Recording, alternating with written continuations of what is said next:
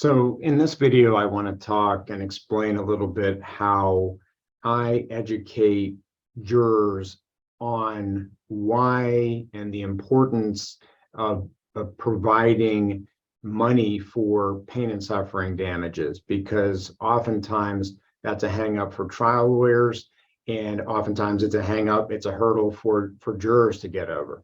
So this all arose from a friend of mine reaching out and asking me about my approach to helping jurors and juries understand why they should enter a verdict that provides the plaintiff money, of all things, for their pain, their suffering, their mental anguish, etc., all those different things. Because a lot of people have problems with that. They don't have a problem, providing medical bills. They don't have a problem making up for lost earnings. But when you get to the idea of money for maybe a deceased person, the loss of somebody like that, or for personal suffering, for a person's pain, suffering, for their embarrassment, their inconvenience, the loss of the things that they love to do in life, there's a lot of people that have a problem with that. And they sort of think to themselves, well, what good's that going to do? What's the point? It's not going to change things. It's not going to bring back the deceased person. It's not going to fix the injury and so forth. And because we have a duty to do, and because it's the law, it's important to find, arguments and explanations for the jury that work for you, that you feel comfortable with as a trial lawyer, that are effective in helping the jury understand why we do it this way. And like all things in trial, there's many ways to skin a cat. And the following couple items, and this is not everything I always do, it's just a couple of pieces that I find I feel very comfortable with, I think resonate with juries, that I want to share. And again, these are not things that I came up with. Pretty much everything I do is techniques and ideas and strategies and concepts that I learned from great trial lawyers, who probably in turn learn from great trial lawyers themselves. And what I find is that when I learn a concept from somebody else, I have to work with it for a while and internalize it and make it my own. And you should definitely do the same thing, because then you're able to understand why you're making these arguments, and you're able to better articulate them in your own words to the jury, which is going to make a big difference in how the jury receives that information. So regarding how I like to talk about and help jurors understand why we give money, there's two parts of what I do. So the first part is I talk about not just that it's the law. So I practice in Pennsylvania, but it's the law in every state, that if the defendant in a civil case has been found at fault and that their fault was the cause of injuries, that the jury essentially must award money, of all things. They have to award money for the person's losses. But you can't just tell a jury, hey, it's the law, so you have to do it. I don't think that that's particularly effective. I think it's important to provide the reason for why it is the law. And, I want to say that this probably historically is not precisely accurate, but I think it's generally accurate enough that I feel comfortable talking about it with juries. So what I do is I talk about where our civil justice system came from. And it came from the founders of our country, when they created the Bill of Rights and when they created the Constitution that provided the ability to have a remedy for when somebody was injured as a result of negligence. Okay, we have the criminal system, where people's liberty is taken away from them if they violate laws. But then there's this whole other aspect of life where people are being injured by negligence, and what do you do in that situation? And so there was literally constitutional rights granted that if somebody harms you because of their own negligence, their own carelessness, that your remedy is going to be an amount of money that we're going to gather up, 8 people, 12 people from your community. They're going to listen to the case. And if they find that the defendant did wrong you, then they're going to assess how much money to give you. Now, what I think is important is talking about it first in that sort of constitutional historical perspective, that they did that because we wanted to live in a civil society. That in the centuries before that, there was much more barbaric justice, and it was more of eye for an eye. That if somebody ran you over with their horse, then the remedy would be, if they were found responsible, we'd take them out and they get run over with a horse. And so in a case that we would handle now, if somebody gets hit by a car and they injure their back, we don't go and take them out and make the same injury to them because they were careless behind the wheel. So the people that founded the country wanted to make sure that we had a civil system, that we were not eye for an eye justice, because that was barbaric, and that's where they came up with the monetary remedy. Now, Keith Mitnik, who's a legendary current trial lawyer, has a very clever, and I think it really is a poignant phrase that he uses. He talks about how it's not eye for an eye justice, but we also, in the United States, don't turn a blind eye to injustice.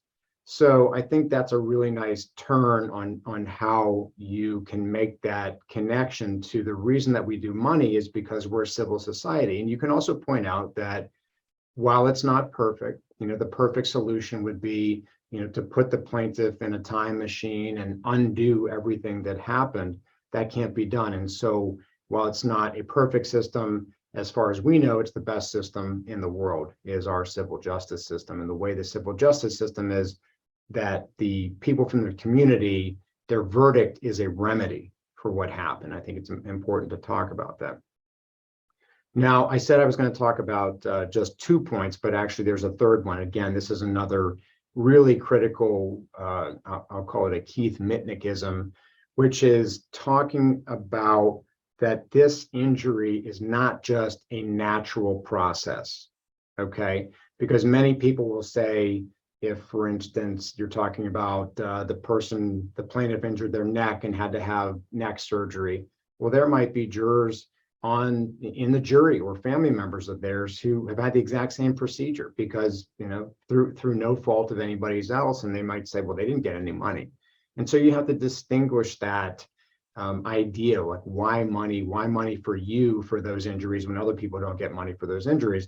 And again, Mitnik talks about something called unnaturally thrust into their life, talking about that this injury was not natural. This was not a normal process of life. This was not God's plan, or whatever you want to refer to it in that sense. This was something that was unnaturally thrust into the plaintiff's life because of the defendant's carelessness, because they weren't as careful as they should have been. So I think that's really important.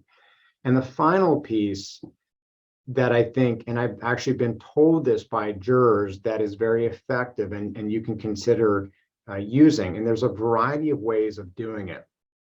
But what it really boils down to is that the plaintiff didn't have a choice in this. They were not allowed to have an opportunity to consider whether they would take money in exchange for the injury that they received. And so I've seen variations of this, like imagine if there was a want ad in the newspaper and it said that, and then you describe all the bad stuff that happened to your client, all the pain, the suffering, the misery, etc. And then there's a question at the bottom, for the job, name your price for your salary, something like that. The one that I like, that's again the same concept, is the idea that, just moments before the bad act happens, that time stops basically, and a person shows up out of nowhere, a mysterious person. So at a trial I tried a couple of years ago that my partner and I got a good verdict in, it was a knock at the door because my client was just about to leave his house to go to the hospital where this terrible event happened. And you can imagine the knock at the door.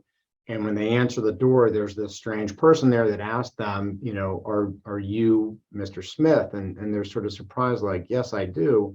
And this mysterious character essentially says to them, well, I have something for you. And your client's sort of mystified, what do you mean? And they turn and they show them a tremendous amount of money. Okay, it might be millions of dollars. And you have to judge, how much money for your type of a case, because you don't want it to seem absurd. You have to really think about, what would be a challenging amount of money for a person to consider for what they're going to go through. And they're saying, this money's all for you, says the mysterious person, and your client's like, well, what did I do to deserve that? And the mysterious person says, you didn't do anything. It has nothing to do with anything you did. It's what's going to happen to you. And your client's like, what are you talking about? And the mysterious person, you can imagine, maybe they create a television, because we're using our imagination. And that's also an important word to insert in, is imagination. And they show them, they say, this is what's going to happen to you. And you take them through and you talk to the jury and you explain the mystery man telling your client everything that's going to happen to them because of the defendant's negligence, and all the horror and all the misery, and that, whatever it's going to be. And then after they show that to them, I'll turn to the jury and I'll say, now, ladies and gentlemen, for all of that money, but for all of that misery, what do you think Mr. Smith would decide with that, with given that choice? Well, I think what he would say or she would say. They would say, get out of here. I want no part of that. I love my life and I want it to just go on as it was. Take your money and get the heck away from me. And then, depending on how you're feeling or depending on how your case is going, you can say, and the mysterious person turns to them and says, well, I'm sorry, you don't have a choice. And they never had a choice, ladies and gentlemen. And that's an effective way to get across to the jury that, in addition to why we give money, because it's the best means of making up for harms and losses that were unnaturally thrust into someone's life, it helps them understand that they really didn't have a choice in this whole matter, that they didn't want this. They wouldn't have taken the money if they knew what was going to happen, but it's happened despite that. Their agency has been taken away from them to decide how their life goes forward. And that's what we all want. We want self-control. We want autonomy in our lives. And that sort of crystallizes the fact that the defendant's negligence has stolen that. And so that is the reason why the jury is to consider money under the circumstances. And how much money would it have taken for your client to have said, yes, I'll take the money for everything that's going to happen to me? So I hope that helps a little bit.